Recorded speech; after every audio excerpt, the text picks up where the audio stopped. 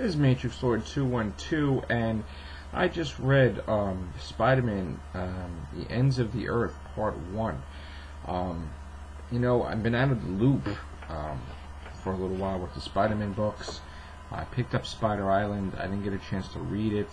I've been collecting them, but I haven't been caught up with them. But I decided, you know what?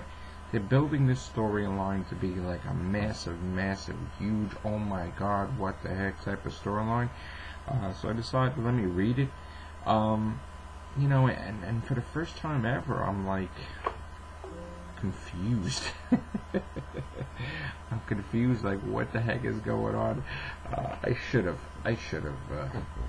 read the other books that I'm missing, because I'm just like clueless. It's pretty, the artwork's pretty cool. Dr. Octopus is still dying and losing his form, and my iPhone's going off. Dr. Octopus is losing his form, and that's pretty cool in Sinister Six. But Spider-Man books are going in weird directions. Peter Parker being like a Reed Richards, inventing like tons of stuff. I mean, the guy is inventing more things than Mr. Fantastic in one issue. I'm kind of confused, really. I know Peter Parker is a genius, but to invent multiple things in one issue, a new Spider-Man suit, like an armor type, when armor is not even his field. He always advanced his webbing, but he's getting into other areas which just makes no sense to me. He's not Tony Stark, so to instantly becomes Tony Stark overnight is just not believable.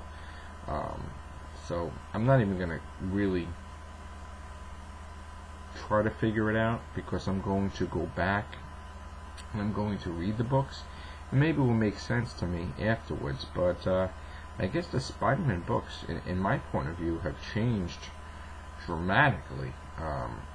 From the character has changed from what I knew him to be.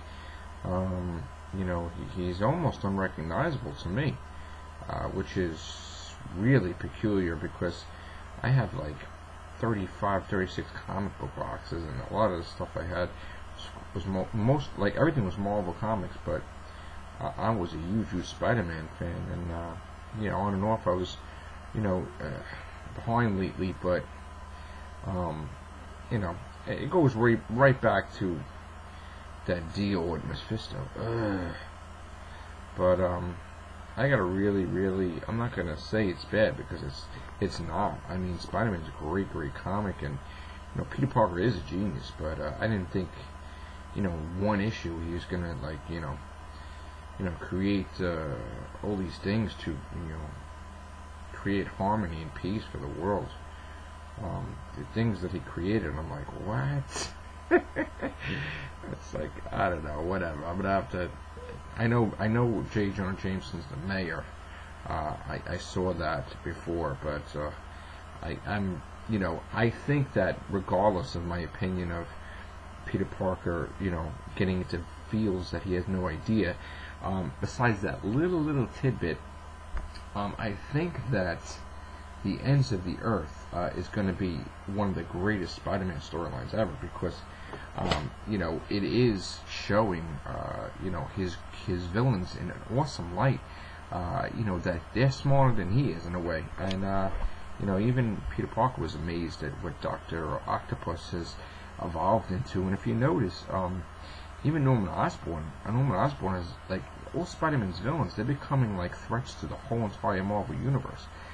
Norman Osborn, knocking the Avengers on their you-know-what before. So now you got Dr. Octopus doing it, and the Avengers are probably like, man, what's going on with Spider-Man's villains? Taking over everything, taking names, really. Go Otto Octavius, for real. We got the Chameleon. We got Mysterio. I can't wait to see what they do with Mysterio. Electro. What else was in here? Let me see this. There was like a page and they're all on it, and I'm like, what?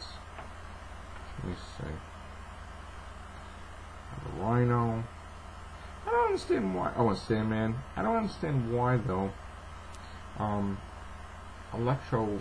Like, whose idea was it really that they have to change Electro? I mean, was it John Byrne? That ever since then, everybody's afraid to put that thing on his head, like, you know, like from the classic. I mean, that's Electro. I mean, why do you got to make him look like someone he's not? I mean, you know, half these villains, you know, I mean, just turn him back the way he is.